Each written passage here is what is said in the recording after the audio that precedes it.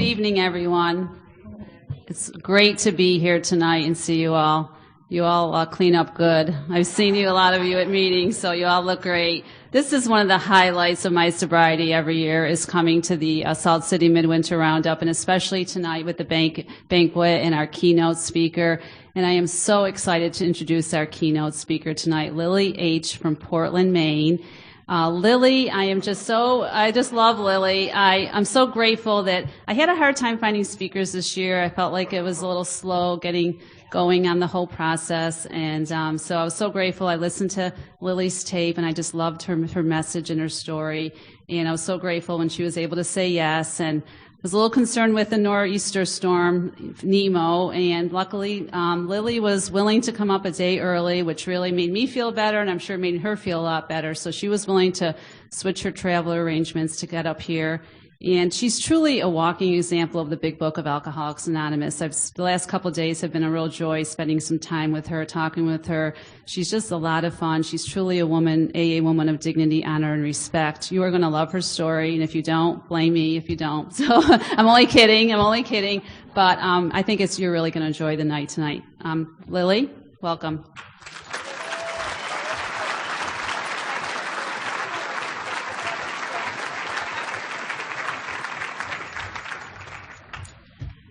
Quite an introduction. Whew. My name's Lillie, and I'm an alcoholic. He knows I like to drink. I'd like to thank the committee for asking me to come. It is more surprising to me than it is probably to all of you that I'm here and that I'm speaking in front of all of you people. I'm the girl that in school wouldn't go to school on the day they were doing oral book reports. And it really speaks to me that I think to myself, how can a drunk fall off in a bar stool in Windham, Maine, and end up in Syracuse, New York, speaking in front of all these people? And I just like to get this one out of the way, because my friends at home call me a circus speaker. And I got to tell you that, when you first get that phone call to go to a conference, you'd be lying if you didn't say that your ego was a little involved. You get off the phone and you're like, oh, they want me to come to Syracuse. And then I take care of my mother. She's 94. And I have a sponsor. And I always meet with my sponsor the night before I come, except for this time. And my sponsor tells me that I have a responsibility to let you all know that AA is alive and well in the grand state of Maine. And then I have a mother that keeps me right-sized. As I'm leaving, walking out the door every single time, she says, now tell me once again, what is it that you're going to say that those people would pay your way to go to Syracuse? I got in the mail just before I came. I got a beautiful chocolate pizza. Came just in the nick of time. I just ran out of Christmas candy. And I had a chance to reunite with Paul and Tim and Lacine, one of my favorite people. And Lacine has done a lot to help me out. As I tell you my story, you'll understand. I have a child that's still out there. And Lacine has been very helpful in getting me involved in Al-Anon. And I'd like all the Al-Anons to stand up.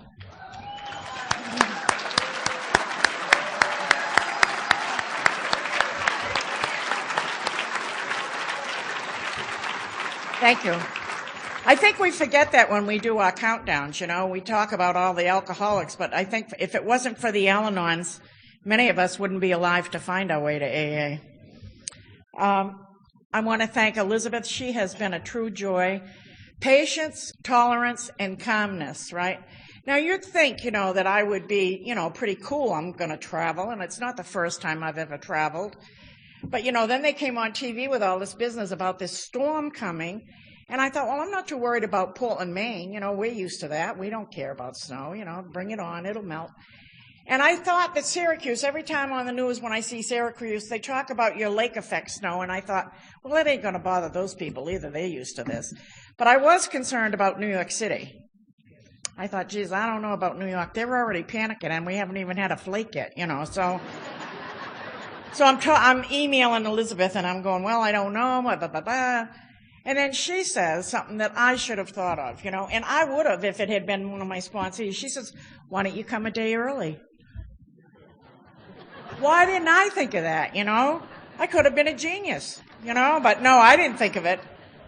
But luckily I was able to get everything ready and get here and had a fun time in LaGuardia Airport. It's really, I guess I don't know what it's like if you don't have a storm, but it was like, okay, we're going out of C. No, we're going out of D. No, I think we're going back out of C. No, go back to D. We're going at 12. No, we're going at 10.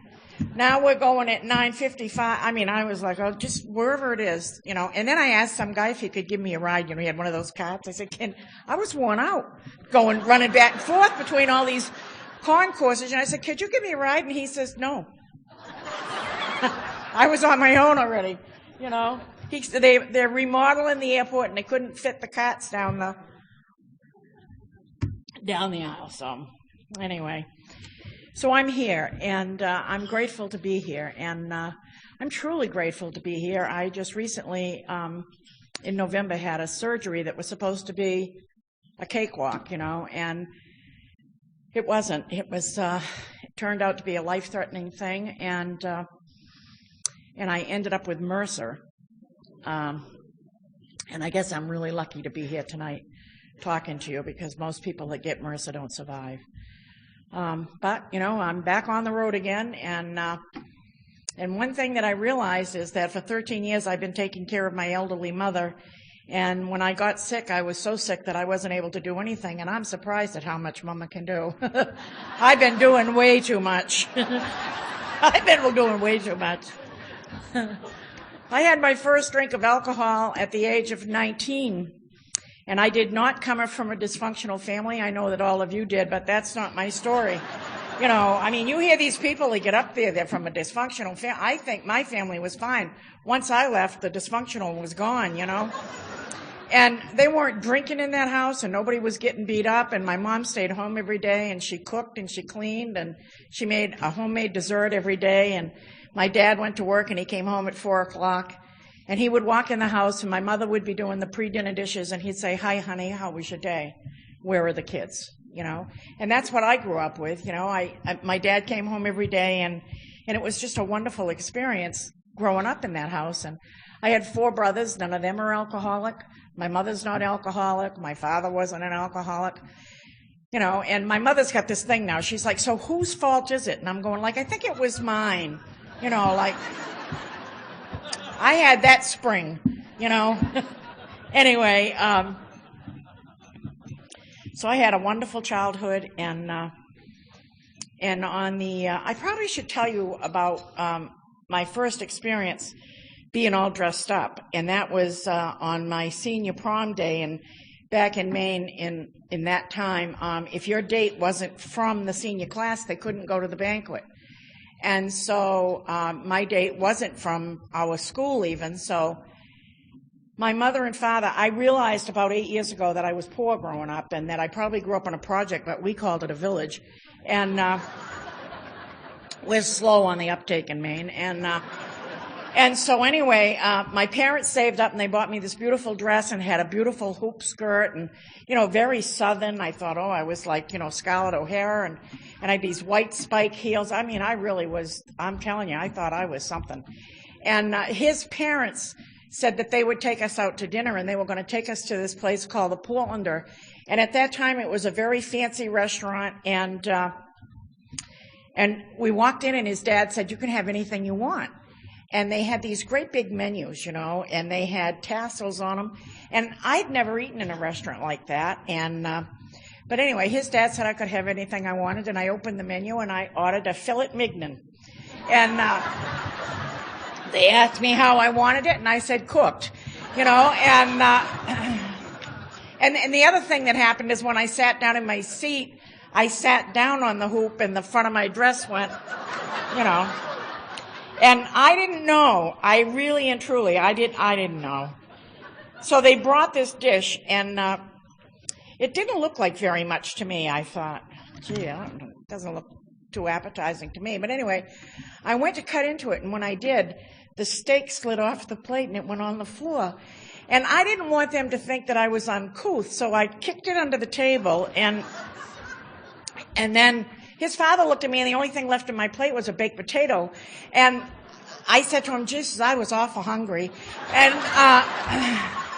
when we got ready to leave, as I went to stand up, I realized I had skewered that piece of steak with the heel of my shoe. And 6 months later, I added alcohol. And so things happen. I got to tell you, things happen for this gal. They happen now, and when I was drinking, it was, so pathetic. But anyway, my first drink was the day of my wedding. I had another big dress with another big hoop, and I learned how to kneel down at least so I wouldn't look like a fool in church. And when we got to the reception, it was at the VFW hall. And, later that VFW hall was going to become the Sahara Club for alcoholics. But I didn't know anything about drinking. And we walked in, and my dad said, honey, what are you going to have? And I said, I don't know, Dad, what are you having? And he said, I think I'll have a whiskey and ginger. And I said, well, I think I'll have one too. So they poured the whiskey and ginger. If you've ever drank in a service club, you know what it's like. You get like a lot of whiskey and a little bit of ginger. And he took his drink, and he said, here's to you. And what I knew about drinking, I'd seen on TV, Lucy and Desi were going to cocktail parties. And so I went, and to you. And down it went, And the next thing I remember is taking my dress off on the front lawn. And it's 8:35 on a Saturday night. I'm up here at this podium. I'm fully clothed. That's amazing, I'm not drunk. I didn't want to come to AA. I had no desire to quit drinking.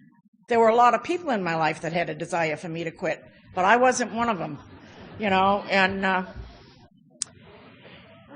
But I had alcoholic tendencies from the get-go, I just didn't know what the signs were. I didn't know. And the man that I married was an alcoholic. And for a while, he drank enough for both of us. And I still didn't know he was an alcoholic. The day that I figured out he was an alcoholic, like last scene, the day after we got married, I sat him down and I said, let me tell you something, buddy. You're home every day. You get out of work at 3:30, you better be in this house at 4. Because that's the way my dad was. And he did, God bless him, he came in every day at 4, but when he came in, he had like a case of beer under his arm. I didn't think anything of it. But one day, this is how I found out he had a drinking problem. One day he got up to go into another room, and he used to come in and he used to sit on the floor and lean up against a chair. And when he got up, there was an outline of his body of beer cans. And I thought, geez, he must have a drinking problem. I had my own issue with alcohol way back then, but I didn't know it. I was what they call a lightweight. I would go out to drink, and one drink and I'd be drunk. I'd be taking off my clothes or fighting with your husband. I was just a causation. That's what they called it. She's a causation. But I would hear him talking to his friend, and he'd say he was going to be a serious drinker. And that appealed to me. I wanted to be a serious drinker. How do you be a serious drinker, And so I didn't ask my husband. I called up his friend and I said, hey, Pete, how do you get to be a serious drinker? And he said, well, Lillie, for somebody like you probably should coat your stomach before you drink. And I said, oh, well, what do you coat it with? And he said, well, a little vegetable oil. Well, just to let you know that I'm a real alcoholic, a little vegetable oil to me was like a half a cup. And I drank that before we went out drinking. I'm here to tell you that if you haven't done that, you don't need to. It just makes everything come back up really good and clean and fast, And that was my first experience at becoming a serious drinker. I did get better at it. And, we had 4 children in 7 years, and one of those children died of crib death. And we were young, and I didn't really know what was going on. I had no idea. I just didn't know what to do. But his drinking really, after that happened, his drinking just went worse and worse and worse. He just couldn't deal with it. And I didn't know how to support him, and today I realize that. But it's only through the grace of God and working the 12 steps of Alcoholics Anonymous that I'm even aware of that, because I just thought he was an SOB, he wasn't there, he didn't help me, and I didn't think about whether or not I helped him, but it was his job to help me get through that. And anyway, that marriage was doomed, and we ended up divorcing. And shortly after we were divorced, it became very clear to me that he wasn't going to be able to support us. You know, he had lost his job as a result of drinking, and he just wasn't capable of holding a job. And, you know, the last night we spent together, we almost killed each other. And I'm not proud of that, you know, but he came home and he was drunk, and I was 6 months pregnant with the last child, and he kicked me in the ribs. And I knew that if I didn't fight back, that it would be in the paper the next day that he killed me and the kids and then himself. And I fought back with everything that was in me. And by the time the police got there, I had burned him with boiling water, pushed him out a second-story window, and was standing on the roof with a vacuum cleaner to finish him off. And the police came and said no. And I was said to him, you know, I told you not to screw with me, you know. And his mother said that she couldn't believe what I had done to him, you know. And I really couldn't believe what I'd done to him either, but I knew that I could beat him in a fight, you know. And I didn't know I was capable of that. But, you know, under the lash of alcoholism, I could do a lot of stuff, I'm telling you. And I did do a lot of stuff. Anyway, it became very clear to me that he wasn't going to be able to support us. I only had a high school education, and I knew I needed to do something because I had 3 kids now that I had to take care of. And I went to college. My parents agreed to take care of my kids. I went to college. I did a 4-year college program in 2 years. I went to school from 7 to 5 every day. I worked in an Italian sandwich shop at night making sandwiches, did my homework from 12 to 3, and graduated in 2 years' time on the dean's list. Never had a drink, right? That was a miracle. But as soon as I graduated, I started drinking. You know, these kids, I had 3 kids, and these kids are all college kids. And they're like, we're all going skiing. And I was like, yeah, like fat chance I'm going skiing with 3 kids. I'm not going anywhere, you know. But once I graduated and got a job, I started to drink the way I wanted to drink. You know, I could go out and I could hang out with the people, and the problem for me was I never could find my way home. And a lot of times I couldn't find my clothes, you know. I don't know what happens to women that drink, but, you know, somewhere in the course of our alcoholism, we lose our clothes or decide it's a cool idea to flash somebody or whatever, you know. And then you know, take that guy home and then that guy. And you know you're in trouble when you become the it's it, you know. And anyway, I had a good job. I was working for the federal government. I bought a house because I have that problem that alcoholic women have.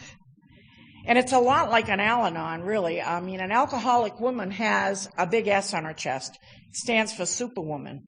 You know, we can do it all. I don't need you. I don't need you. I don't need you. I'll be the doctor, the lawyer, the nurse, the Indian chief, their playmate, whatever, and their mother, and I'll do it all, and I don't need any help from anybody. And, you know, it's really impossible to do all those things, but, you know, when you're drinking, you can do anything, you know. And but what was happening is I was drinking now, and I wasn't coming back home.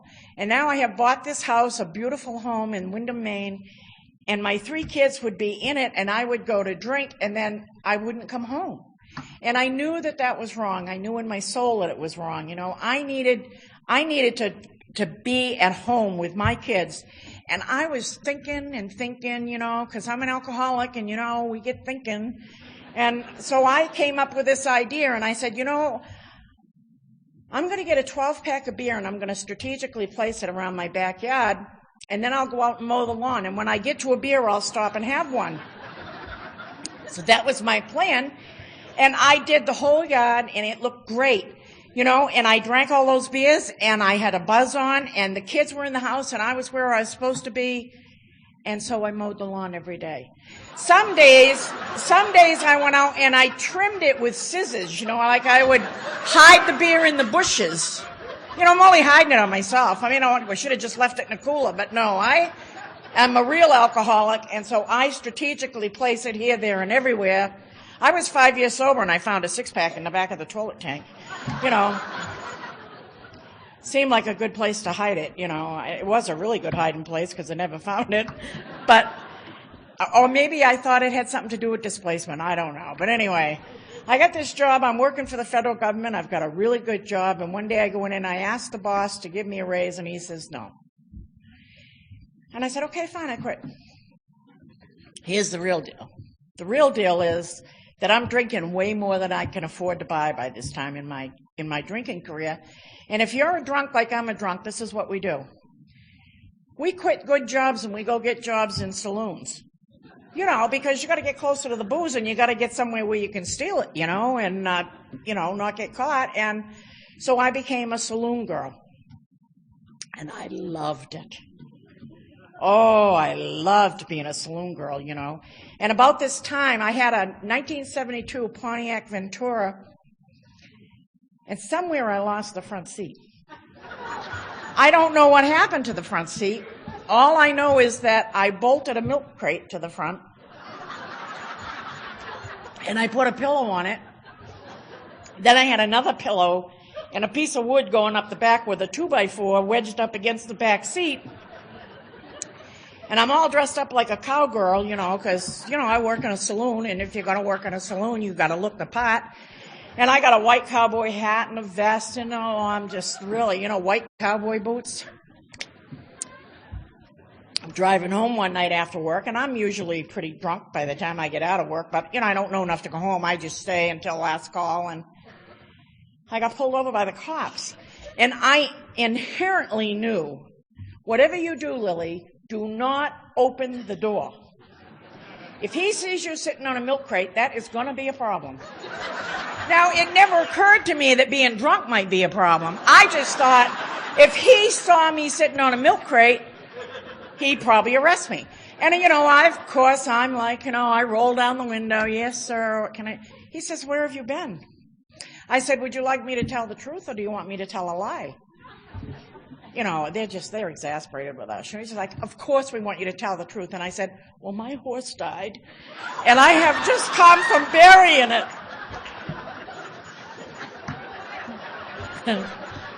Well, if you're a drunk like I'm a drunk, we're quick. We are quick. And the crap we make up, but, we believe it too, Then I was on bereavement leave for 3 days because my horse died. I didn't even have a horse. But I was nuts, I was absolutely nuts. And I didn't like myself either. I don't know if that's the kind of drunk you were, but you get to a certain point in your drinking, you don't really like yourself too much. I've decided that the way to get around that is to wake up in the morning and decide who I'm going to be, because I don't like me, so I'm going to be somebody else. And I would just decide when I woke up on a whim who I'm going to be. Today I might be Al Jolson. And if I'm Al Jolson, then I have complete blackface. It's July. I have complete blackface, a white tuxedo, and an Al Jolson tape in my newest vehicle that I bought because I was an athlete and needed a vehicle to carry my athletic equipment in. And I bought a 23-foot van to carry a set of darts. And and I had an Uga horn put in it because that seemed like it was important. And a sound system, right? So now I'm dressed up. It's July. I'm dressed up. I got complete blackface, white lips, white gloves, white tuxedo, driving down the road. And I'm at the main intersection in the town where I live. And these kids pull up beside me in a car, and they have a car with a T-roof, and they're just being kids. They're not doing anything, And I look over at them, and I'm thinking, well, they think they're so cool. And I shove that tape in there, and I crank it up. Swanee, how I love you, these kids are like, what the hell is that, But I was having such a good time, I drove all the way to Naples, Maine, so I could do the whole tape, and I'm nuts. I'm absolutely nuts. Today I'm Jimmy Buffett, I'm going to dress all up like Jimmy Buffett. I got to tell you my Jimmy Buffett story. I had this job. Now I have a job. I work for the school department. I drive a school bus.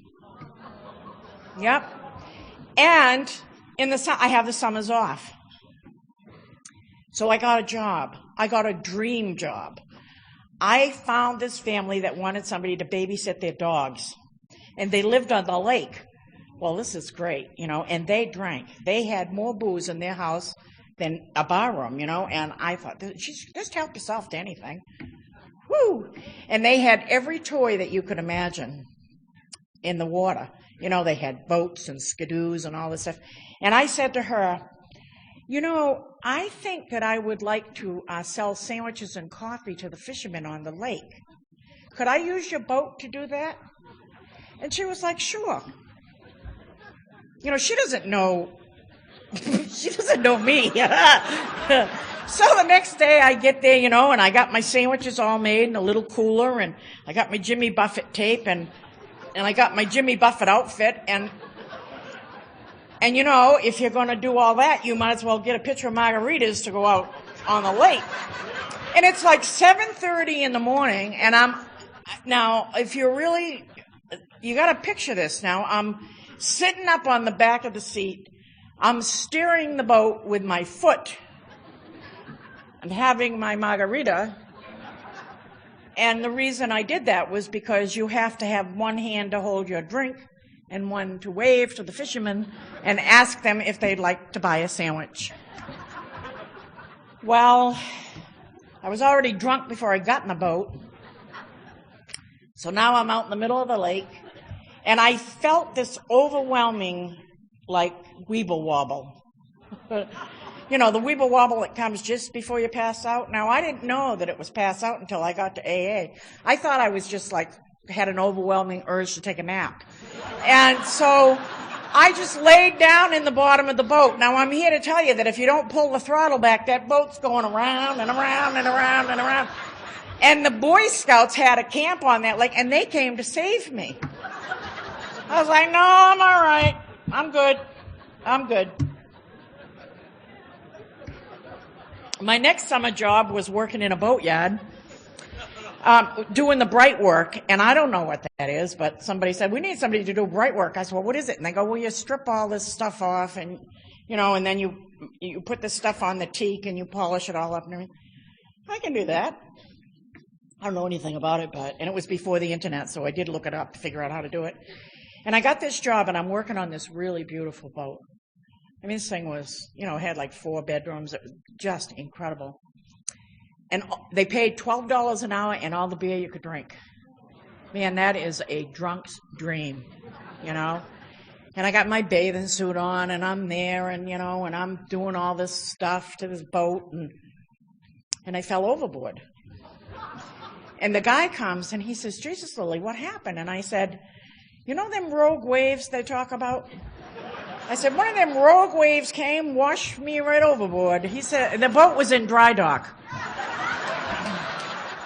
What do I know, you know? So I have a job, and now I drive a school bus. And the school bus looks a lot like my van. It's a 15-passenger van. And I never knew in the morning, you know, am I driving my van or am I driving the school van? And if I'm driving my van, okay, I got to go home and get the school van. But if I'm driving the school van, I hope they didn't see it parked all night in the bar. You know, that wouldn't be good. And I'd make up some lie even if they did see it there. It'd be like, oh, no, it broke down. I had to walk home. Hey, I'm going to go in there this morning. It started right up, you know. I mean, crazy stuff like that, you know. And I'm still working at the saloon, too, you know. So I got this job. Now I'm driving bus, and I'm also working in the saloon. And the last week that I worked in the saloon, it was summertime in Maine. It was really, really hot. And I got a really good idea. Now, you used to be able to, you'd get an after shift drink, but I always had a before the shift drink, a during the shift drink, and an after the shift drink, and however many more I could hold. I was so drunk that night that when I went in the bathroom, I couldn't figure out how to unlock the stall door, so I crawled underneath it to come back out and say, I got a good idea, let's go skinny dipping.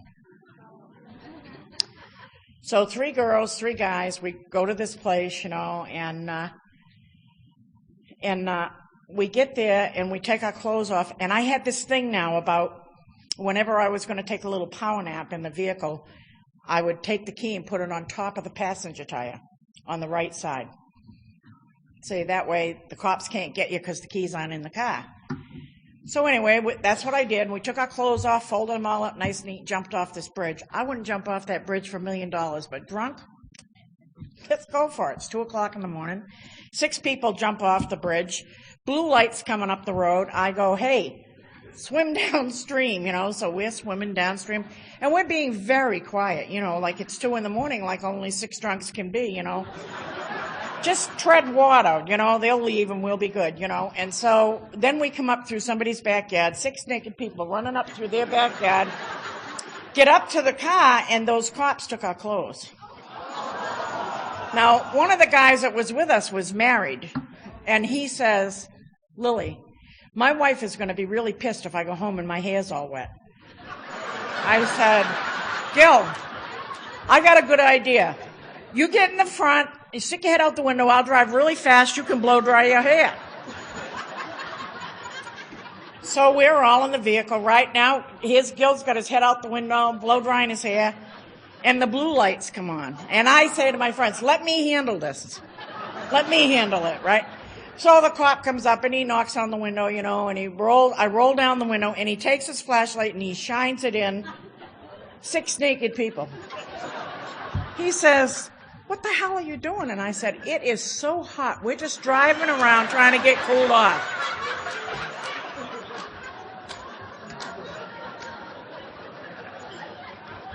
No test about whether you're drunk or not. He just said, where do you live? Down the street. You better get there. And can't tell you how many times I got picked up by the police, and every single time it was an incident like that. Every single time they said, where do you live? And I'd say, just down the street, and they'd say, why don't you get there? I don't know if it would have made a difference if they arrested me. I really don't. I don't know that I would have gotten here any sooner. But anyway, on the night before my last drunk, I dyed my hair purple. I have a little purple in there tonight. Long before it was fashionable for people to have purple hair, and women my age didn't have purple hair anyway, but I had purple hair, and it came out really good. It was like it was the color of these flowers here. It was like, I thought it looked great. And I went to the bar and I told the bartender I thought I might be an alcoholic. I wasn't sure. He should keep the drinks coming while I made up my mind. And he didn't seem to have a problem with that. And then later on in the night, I distinctly remember saying to him, I'm going to ask God to give me a sign. If I am really an alcoholic, God will give me a sign. Now, I'd stolen a sign once before. I stole one of those 2-hour parking signs because I wanted to put it in my yard so that when people came, I had this recliner outdoors, and I would put this sign behind it so they could only sit in it for 2 hours and they'd have to move. Be somebody else's turn. This is sick thinking of an alcoholic. Destroyed that beautiful house. Absolutely destroyed that beautiful house. No carpet left on the floor. Bare floor. Because I took cutting up a rug serious. This lady came to my house one day. It's 9 o'clock in the morning. I'm drinking a Bloody Mary. Would you like one? No, thank you. I would like a cup of coffee. I go to the kitchen. I make her coffee. Turn on the tap. When it's too hot to hold your finger under it, put a little instant in there. You got a cup of coffee, right? Take it in and give it to her, and she dropped it. Dropped it right in the middle of the living room rug, right? Just smack. And she was so upset. Oh, my God, Lillie, I am so sorry. I'm so sorry. And I'm like, oh, don't worry about it. I'll just go right out in the kitchen and get some paper towels. It'll be great. Now, it's only like maybe 12 steps from the living room to the kitchen, but I got a good idea on the way. And I thought, I don't really like that carpet anyway. So I came back with a pair of scissors, and I knelt down on my knees, and I cut that circle of stain. It was pretty big, too, probably as big as his. Opened the front door and threw it out, And then after that, every time we had a party at my house, we'd cut up a little more rug and throw it out so the neighbors would know we were on a roll, And absolutely crazy. I'm absolutely crazy. But I dye my hair purple. I tell this bartender that I'm going to ask God to give me a sign. If God gives me a sign, I'm going to quit drinking. I go out and I get in my van. And the real deal with that van was so that I could have a bed in the back. Because I was afraid of driving drunk. So now I have a bed in the back. I have a Coleman cooler full of tequila and beer and a change of clothes and makeup. So you can have tarantula eyes. You know how that goes. The girls all look prettier at closing time, in the bathroom, painting your eyelashes. And I go out, and I got on my knees in the back of that van, and I said, God, give me 1/10 of the faith that my mother has. And the next morning I got up, woke up in that van, drove that van home, got the school van. I prided myself on the fact that I didn't drive drunk, which was a big joke. I was drunk every time I drove. And, but I said to my sponsor, when I was doing my steps and everything, I said, well, I didn't drive the school bus drunk. I never drank in the morning. And she said, Lillie, you didn't need to drink in the morning. You were still drunk from the night before, and that's the truth, But anyway, the next morning I went and I picked up 15 kids on that van. We drove 25 miles across backcountry roads. It was an alternative school, and as we were going across that road, I started to sweat profusely, and I got this pressure in my chest, and it just kept getting worse and worse, and I knew something serious was wrong. I didn't know what it was, but I knew it was serious. And I was like driving that van. I was like, please, God, don't let me go off the road with all these kids in this van, And I made it to work, and I walked into my office, and I collapsed with a massive coronary. And I remember waking up in the ambulance thinking it didn't need to be that big a sign,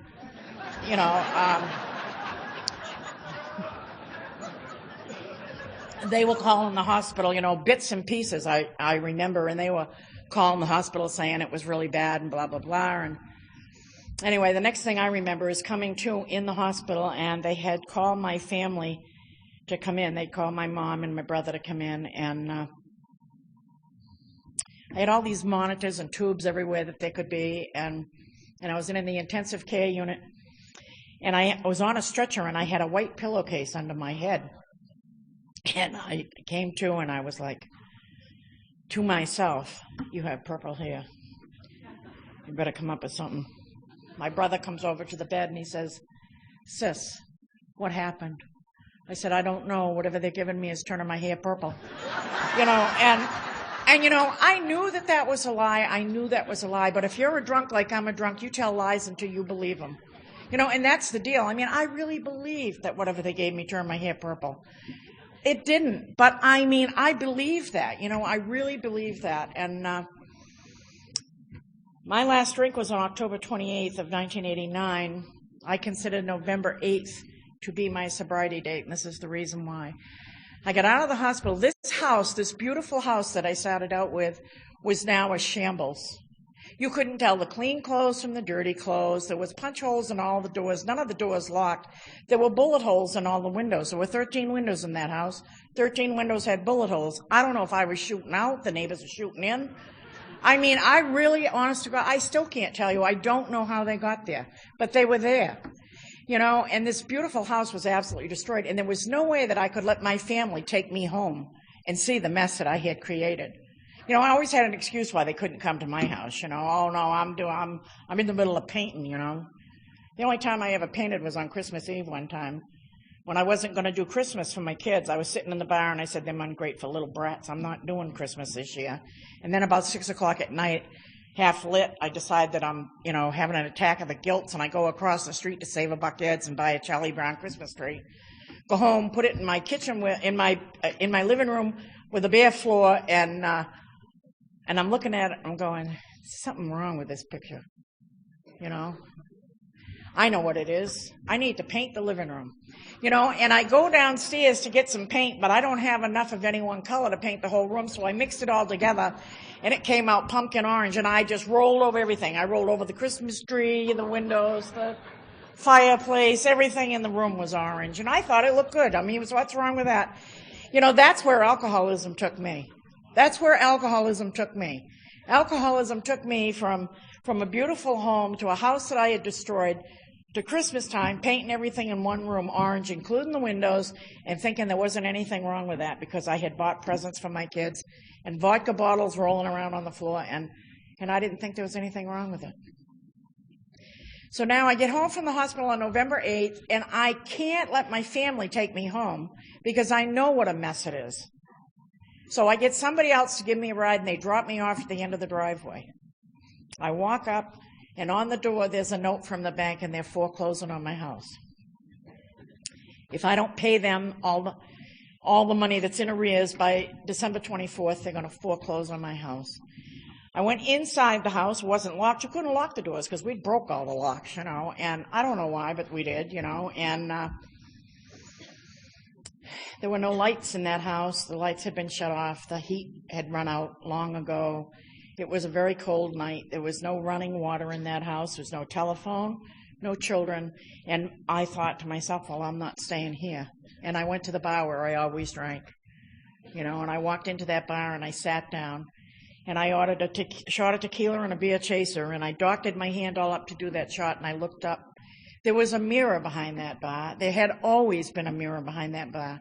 But what I saw that night looking back at me scared me to death. I thought, oh my God, you are a helpless, hopeless, pathetic, drunk mother. And your kids deserve so much more. They deserve so much more. I put that drink down and I walked out of there. And that's why I consider that to be my sobriety date. The next day I went to the doctor. The doctor said to me, Lillie, you had a heart attack, and the only reason that you had a heart attack is because you abuse alcohol. And the reason that I know you abuse alcohol is when we were doing the tests on your heart, we discovered that you have third-stage cirrhosis of the liver. If you don't quit drinking, you'll be dead in 5 years. And if you can't quit on your own, you should go to AA. I thought, AA, I don't know what that sounds like. Don't sound good to me, though. The next day I went to work, and there was this lady at work, and she said, Lillie, we don't want you to stay today. I wrote you a letter, and I want you to go home and read the letter. And so I go home, and I read the letter, and in the letter she says, we love you very much. The kids adore you. All the staff really, really love you, and it's killing us to see what you're doing to yourself. I think you have a problem with alcohol. And the only reason that I would know that is because I'm a member of Alcoholics Anonymous. I'm a member in good standing of Alcoholics Anonymous. I would like to tell you that I thought, well, isn't that wonderful? Well, that was not my reaction. My reaction was, what a nosy bitch. A member in good standing? Well, good for her, la-di-da. I ain't got nothing to do with that, This is what happened. She said she would like to take me to a meeting of Alcoholics Anonymous. And I'm that girl that Paul talked about last night. I'll promise you the moon. But when it's time to deliver, I'm sitting on a bar stool somewhere getting drunk. Anyway, she invited me to come to dinner, and we were going to go to a meeting on a Wednesday night. And here's what happened for this alcoholic. I knew that I wasn't going. I'm like, I am not going down there. I'm not.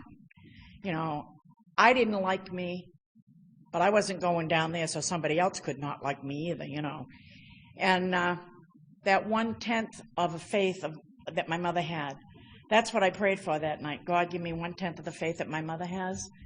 And this is how it presented itself to me.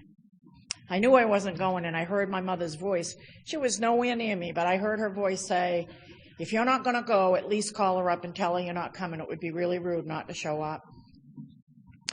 And I went to the phone to call her, and the phone was dead. And it never occurred to me to go to a phone booth. I drove 15 miles to her house to tell her that I couldn't come.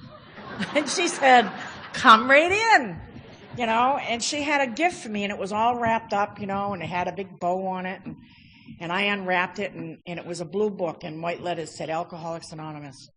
And I never want to forget how I felt at that very moment.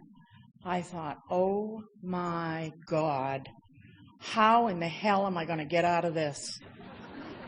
Oh, I don't like this. It doesn't look good to me.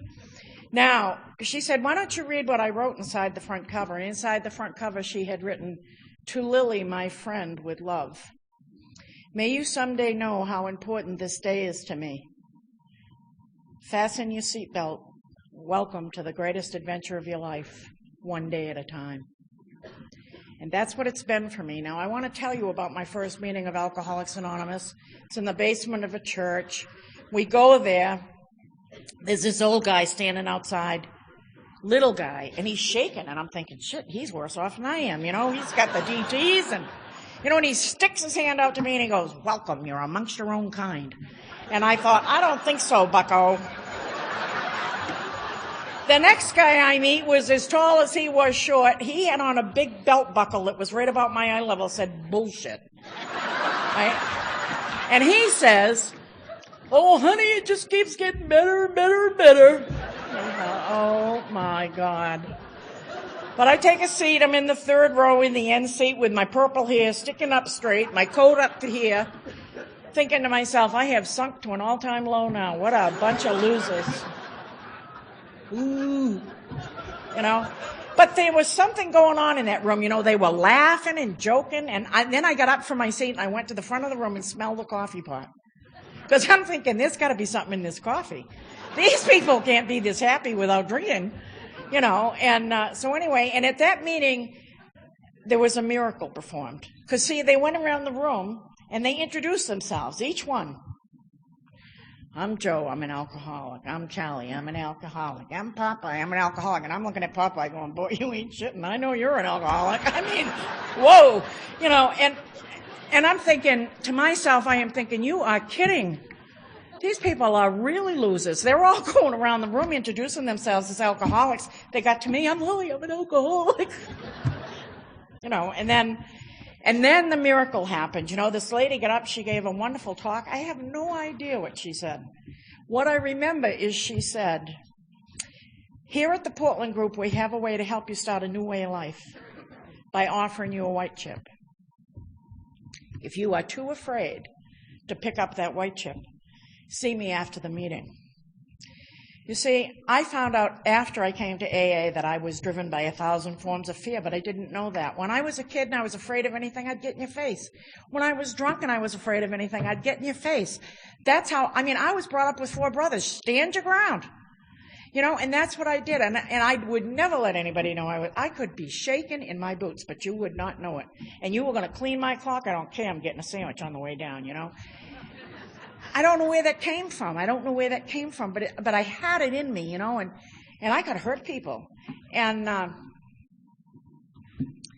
but they came to me, and she said that. She said, if you're too afraid, and I thought, sitting in my seat thinking, now I have just admitted that I am sitting in a room full of losers, right? I came from a place, this bar I drank in was called the Dump on the Hump. Gives you an idea of the kind of place that was. Those guys didn't care how much you drank. And that's what happened to me. You know, I started at a place called the Top of the East and ended up at the Dump on the Hump because they didn't care. You know, and if you've ever sat on a bar stool knowing that the guy next to you was counting the drinks and you have to move to a different bar where they don't count the drinks, then you know what I'm talking about.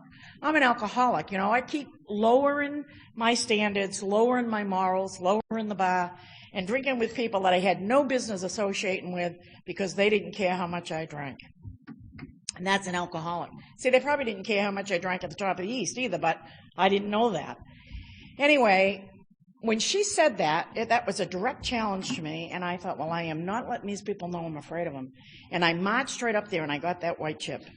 And people started to applaud. And I'm thinking, whoa, that's pretty cool. They weren't applauding in the places I was drinking, let me tell you. And I'd go in the bar, you know, and I'd pull the fire alarm, and you guys would all leave. And then I'd take all the money off the bar, and then when you came back in, I'd buy you a drink. So anyway, I got that white chip. There was a woman at that meeting. That I have never seen again. I'm sober 23 years. I have never laid eyes on this woman again. Her name was Pearl. And she came up to me after the meeting, and she said, keep coming back. I have a disease of delusion. I have alcoholism.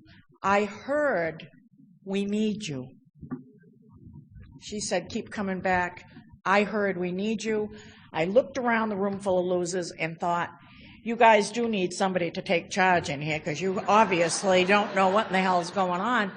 And I think I'll stick around so I can be the exalted ruler of AA. I went to a meeting once a week for 30 days.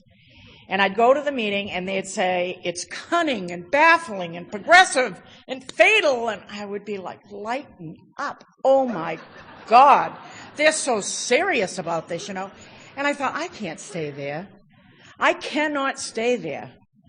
That's all they talk about. You know, they either talk about it's cunning, baffling, powerful, terminal, fatal, progressive, or they talk about the drink itself, you know, and how the dew is running down the side of the glass. And I'm thinking, do you have to talk about that? It's making me thirsty, you know. Anyway, I decided at home you get a red chip when you're sober for 30 days. And I decided that I was going to go get the blood chip. See, I'm got my own plan. It's the blood chip. I'm going to go get it. So I go to this meeting now. It's December. I go to this meeting. This woman comes in and stands at the podium. She has a Christmas tree on her head. and it's playing Jingle Bells. She's got on a Hawaiian shirt, 2 different colored socks. Guess who her boyfriend is? The bullshit buckle. She's all happy. She's all happy. Hi, my name's Ricky, and if I don't drink between now and May 1st, I'll be sober for 15 years. I am sitting in the front row because that's what they told me. Lillie, you need to sit in the front row. I still sit in the front row. You know why? Because if I don't, I want to know, are they a couple? How did she get her hair like that? I wonder where she got that outfit. You know, I have to sit in the front so I can pay attention. So I'm sitting in the front row. She says that she's an alcoholic and she's got a Christmas tree on her head. And I go, yes, you're crazy, right out in front of everybody, 100 people in the room. After the meeting, I get up and I go, oh my God, you're nuts. I said, and it doesn't seem to bother them. Maybe I could get together or something because these people are like way too serious. And she's like, oh honey, real 62. Don't take yourself too serious. I love this woman. And they're like, get a sponsor, you know. So this is why I picked a sponsor. You know, most meetings you go in, they have the 12 steps on the wall. I'm no dummy. I read the first night I read the steps. Picked and chose the ones I was going to do. You know. Read the 9th step. I'd heard my ex-husband was in this program, you know, made direct amends. He owed me $135,000 in child support. And I said, I'm going to stick around till he makes his amends. Kept me sober.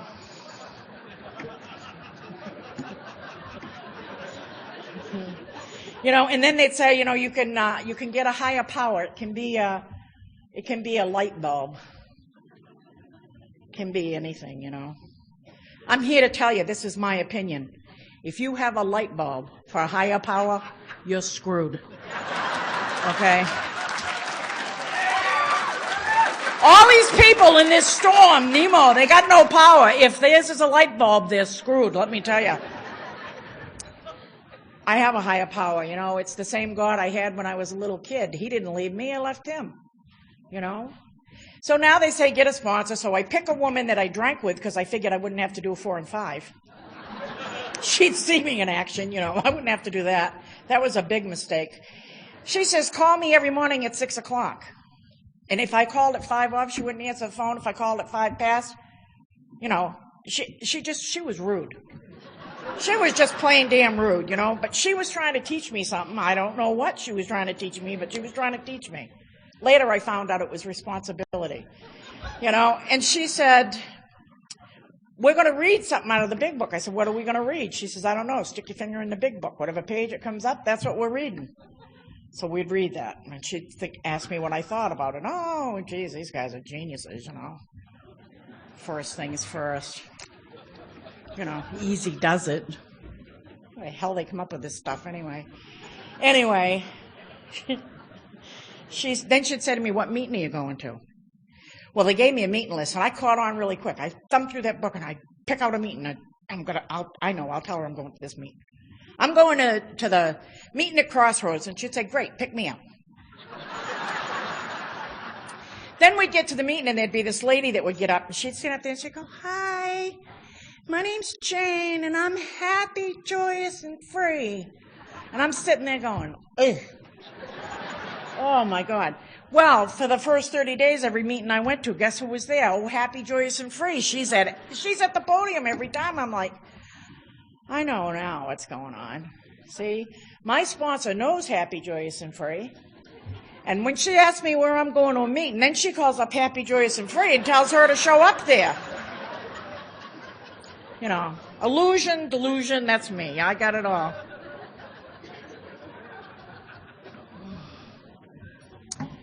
We started doing those steps, you know, and things started happening for me, you know. And then she said something simple to me like this. She said, get a home group. So I got a group. The home group I got was a group that I could walk to if I got drunk. Made sense to me. I would go there, and there'd be a guy there every week, and he'd say to me, Lillie, put all the chairs up and put them facing that way, and I want every chair to be 6 inches apart.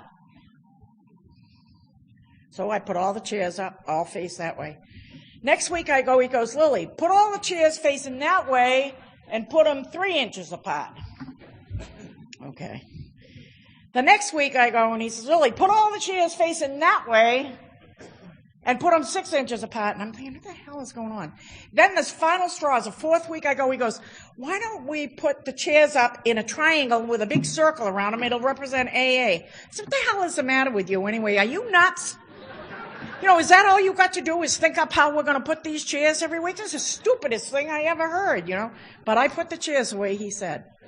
And then I went to a meeting with him. And the meeting I went to, his sponsor told him when he came in, put all the chairs facing that way. And he was only passing on what had happened for him, And I went every week early because this guy would be, when he came to AA, he couldn't read. And now he was talking about getting his pilot's license. And I was like, whoa, you can get a pilot's license without knowing how to read?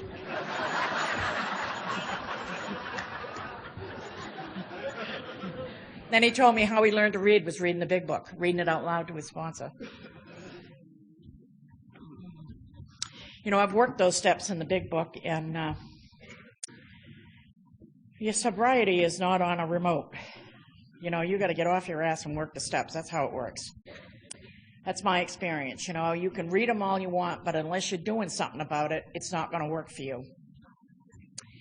And today somebody asked a question, how come if you do half measures, why can't you get half the results? And my answer was, why don't you have half a drink? I don't know how to have half a drink. I only know how to get drunk. And I only know how to get sober because of you people. I got involved in service very early on. I was about 30 days sober. They told me I could answer the phone down to the Central Service Office. And there was a gentleman down there that taught me a lot about the traditions, And one day I got a phone call. My daughter was on the other end of the line. And she was calling Alcoholics Anonymous for help. I'm not going to that's not the way that I recommend you do it. You shouldn't 12-step your own kids, but that's just the way it happened that day. And I turned around to him and I said, I don't know what to do. And he said, of course you do. You get another woman and you go and tell her that if she wants what you have, she has to do what you do. And then you turn her over to the women of Alcoholics Anonymous, not you. And today my daughter's got 20 years of sobriety.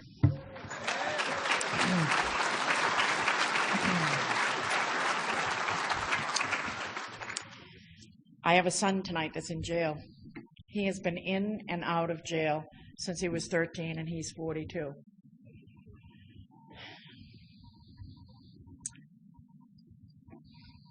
It's my opinion that the most difficult thing that you can do in this program is watch somebody you love dying from the disease of alcoholism and minding your own business. I have tried to save this kid. I don't know. I've tried to save him in every way that I know how. And now I go to Al-Anon because the whole deal in saving somebody from alcoholism is to mind your own damn business. Shut your mouth. There's a slogan in Al-Anon. Well, Lassine probably don't know it, but it's called Just Shut Up, Lillie. That's the one I have. Just shut up, Lillie. Don't give any advice. But here's the thing. I go to visit my son in jail, and I don't have anything else to talk about. My whole life is around Alcoholics Anonymous. I'm still involved in service 23 years later. I go to my district meetings. I'm involved in AA. I'm lucky I belong to the Scarborough Route 1 group. We're a very, very active group. Most of the people in that group are doing jobs for the second time around, CSR and GSR, and we just love Alcoholics Anonymous.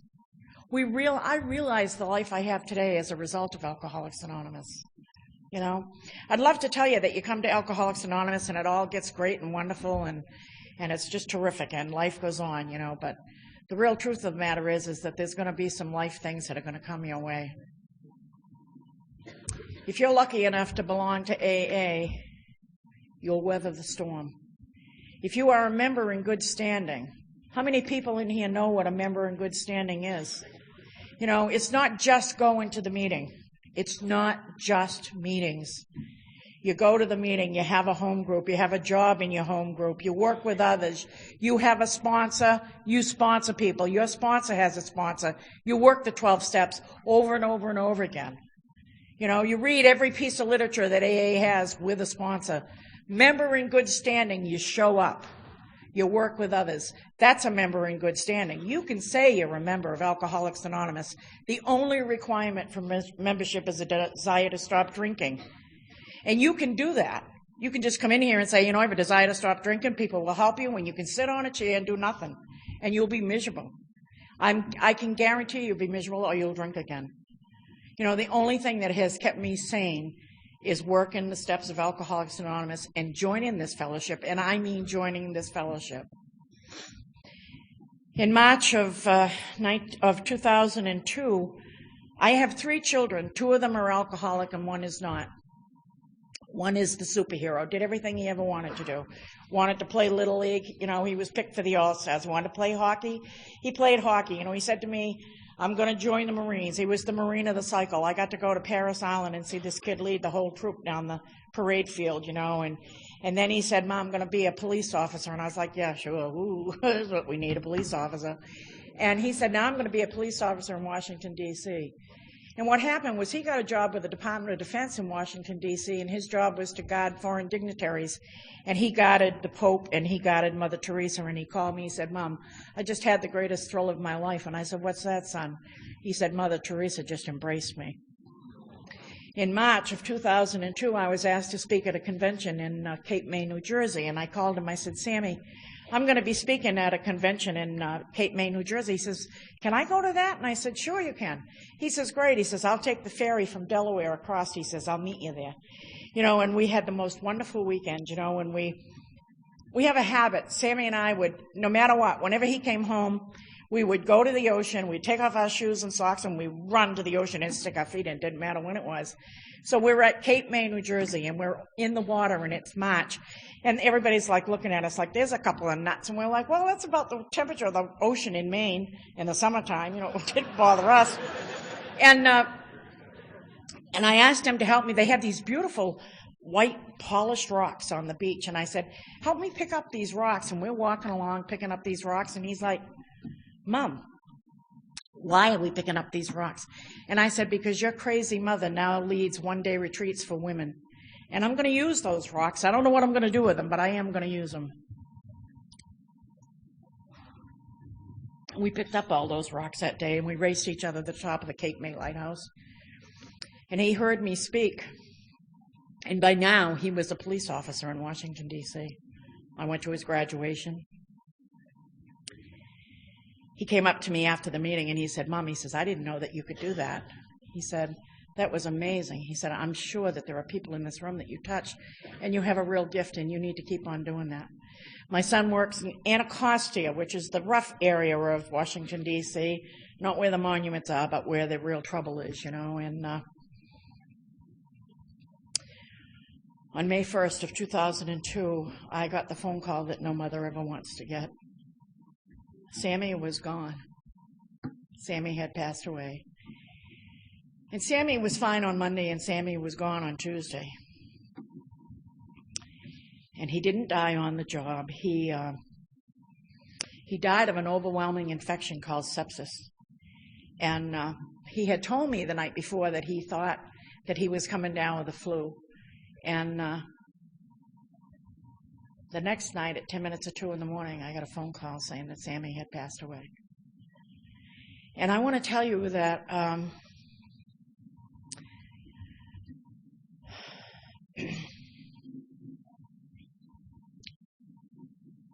the first thing I did after I got that phone call was get on my knees. And I prayed to the Blessed Mother. I'm a Catholic, and I'm a Catholic in good standing, and I go to church, and I'm a member of my church, and I participate fully in that, and I get a lot of love and a lot of just it helps me. I don't know if you'll be returned to the church of your childhood, but I have been, and I'm grateful for that. I left the church; they didn't leave me. But I got on my knees and I prayed to the Blessed Mother, and I said, "Oh, please come and help me. You know what it's like to lose a son, and you know what it's like to lose a son because you watch them murder yours."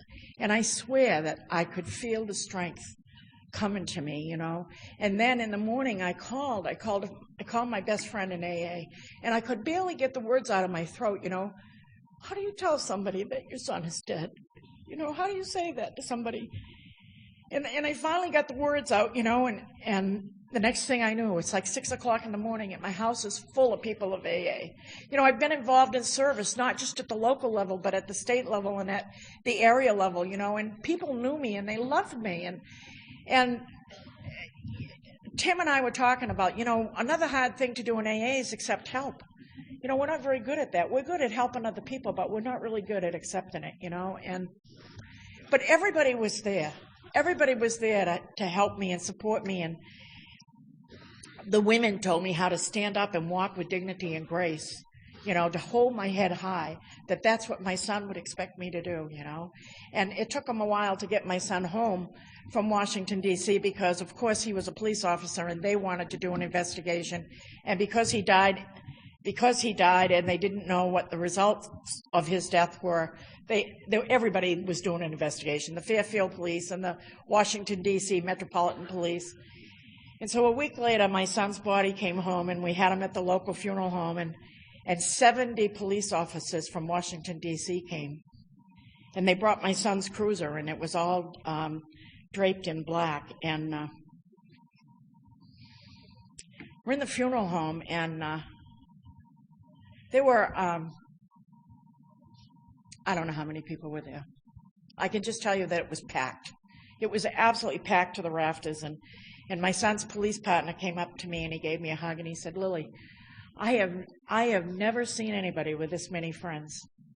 I have been to a lot of funerals for cops, but I've never seen anybody with this many friends." And I said, "I know, and they couldn't all come."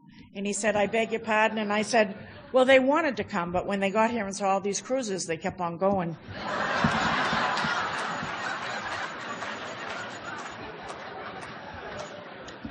You know, my friends from the dump on the hump, you know, they didn't want nothing to do. You know, the people in the town where I lived thought they were making a movie in our city, you know, because we had all these cruises from Washington, D.C., and those guys were great, you know. My son would have been 45 on the 6th of February. You know, I carry the message of Alcoholics Anonymous today because I do believe I've been given a gift from God. I could not have stood here before you without the help of Alcoholics Anonymous, without the help of all of you. It has been an absolute miracle, my journey. You know, I've done the things they've told me, even when I thought it was stupid, you know. I mean, this house that I destroyed, a sponsor said to me, "Lillie, open the door and clean the first 3 feet." I'm like, what? Like, that's going to help. You know, and then she said to me, "Oh, and by the way, you owe the bank money." She says, "Why don't you call the bank manager and tell him you're an alcoholic? Why don't you make an appointment with the manager and tell him you're an alcoholic?" And I'm like, well, there's another genius idea, right? But I did what she said. You know, I called that bank and I made an appointment. I sat down eyeball to eyeball with that manager and I said, "I'm an alcoholic." He said, "I know." And I said, "Well, I'd like to make an arrangement with you to pay what I owe you." And he said, "We'd love that. We don't want your house." And I knew why he didn't want it. I mean, they should have bulldozed it over, you know. But she made me clean that house, you know. And so she said, "I want you to clean 3 feet. Clean the floor, the ceiling, the walls. Whatever's in that 3 feet, figure out what you're going to do with it. Are you throwing it away or are you keeping it? If you're keeping it, put it in a place that it'll always be. When you get done, put a chair in that 3 feet and call me." I thought, she has lost her mind. But I did it. And I called her and I said, "What now?" She said, "The next 3 feet." I'm here to tell you that I completely restored that house, you know. I made a financial amends. You know, you can't come in here and just say, "Oh, well, the hell with it, I'll just file bankruptcy and that'll be the end of it." Not if you're in Maine, AA. You don't get to do that. You get to pay back everybody everything you owe them. You make a plan, no matter how small it is, but you stick to that plan. You know, and I am debt-free today. I just bought a new car last week. You know, I mean, what a miracle. What a miracle that, man, I'll tell you, what a freedom. And I'd like to tell you one more thing about my ex-husband. You know, she told me my daughter wanted to get married, and she said, "You need to make an amends to your ex-husband before that day, because that's not going to be the day for you two to get in an argument and spoil your daughter's wedding." And I said, "I'm going to make amends? Wait just a minute. I'll tell you how the amends is going to work. He's going to be walking down the road. I'm going to be driving a truck. I'm going to accidentally lose control, run him over, and then in a panic, I'm going to throw it in reverse, and run him back over again, and then get out and go, oh my God, he's dead. You know? She said, no, that's not how it's going to be. She said, you go home and you write him a letter. Well, I was kind of excited about that. I thought, I can't wait. Can't wait to get home. I'm going to write him a letter. Boy, I'll tell you, that letter will set his fingers on fire, right? Yeah, and when I got home, my phone was ringing, and she's there, and she goes, oh, and by the way, when you sit down to write that letter, invite God to be a part of it. Well, I did.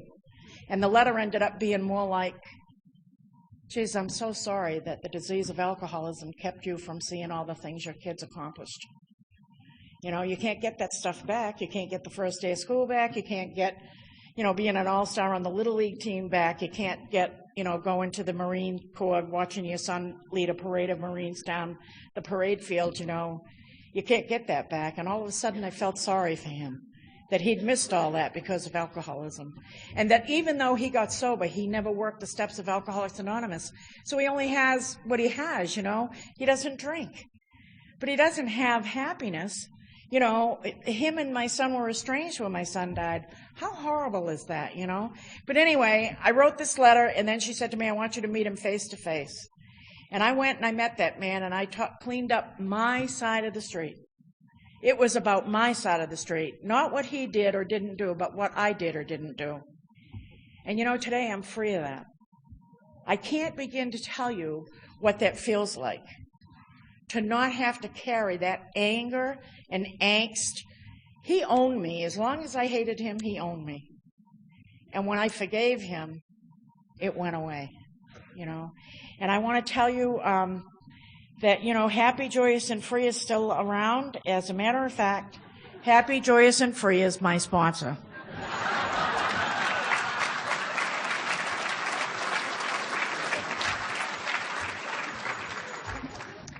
And she has taught me with grace and dignity how to be happy, joyous, and free too. I'd like to end with this. It's a little adaptation I did of the footprints prayer. One night a man had a dream that he was looking down at the beach and he saw a set of footprints drunkenly zigzagging in circles. Then he saw two sets of footprints, one large, one small, one his, one God's. Next, the small footprints stepped into the large footprints and began to grow. Then once again, the footprints were zigzagging round and about with wild abandon. This really bothered the man, and he said to God, when I asked for help, you came and walked with me. God said, yes, I gave you the 12 steps of Alcoholics Anonymous. And as you began to put them into practice, you began to grow. The man replied, then God, I don't understand. If I was doing the footwork, what happened? Why the wild zigzagging again? God said, oh, my precious one, I would not abandon you. After you learn the steps, we dance. I hope you stick around for the dance. Thank you very much.